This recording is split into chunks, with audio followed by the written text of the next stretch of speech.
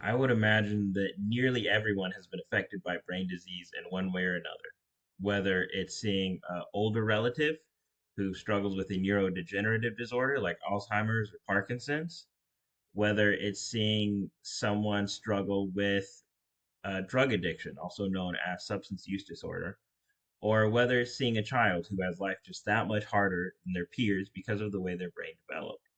Brain disease affects every single one of us. One of the main focuses of neuroscience as a field is solving these awful diseases. So, how does this happen exactly?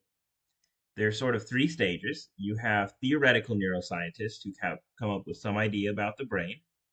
They pass along their most robust ideas after doing some computational testing to experimental neuroscientists who test them on living animals. And then they pass on their most robust ideas to clinical neuroscientists who come up with some kind of treatment. A very simple but robust idea, the computational neuroscience stage, can have huge downstream impact on solving some of these brain diseases. So here's a real example. In 1980, a computational neuroscientist came up with the idea that, hey, dopamine might be a kind of reward pathway. And they did some early testing on it.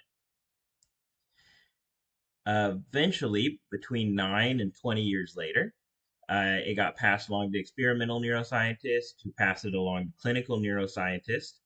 And those clinical neuroscientists were able to use this one computational or theoretical insight to come up with all these different treatments. They were able to come up with psychotics, ADHD medications, bupropion, which is a type of antidepressant, Parkinson's treatments, etc. One of the problems, though, is that computational neuroscience is actually very challenging. It requires someone to read a lot of papers and come up with an idea. It requires them to figure out good hypotheses to test the idea, which requires a deep understanding of the current scientific literature. It requires them to know and be able to do some software engineering to actually run the code to test the idea on the data sets that exist. It requires them to be able to then turn that code into some sort of results that they can interpret and evaluate their theory with. And so it's very challenging work.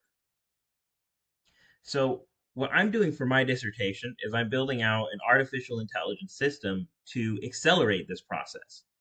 So, here's a real example of it running. A computational neuroscientist comes up with some idea about how the brain works. In this case, it's why we learn aversive odors faster than attractive odors.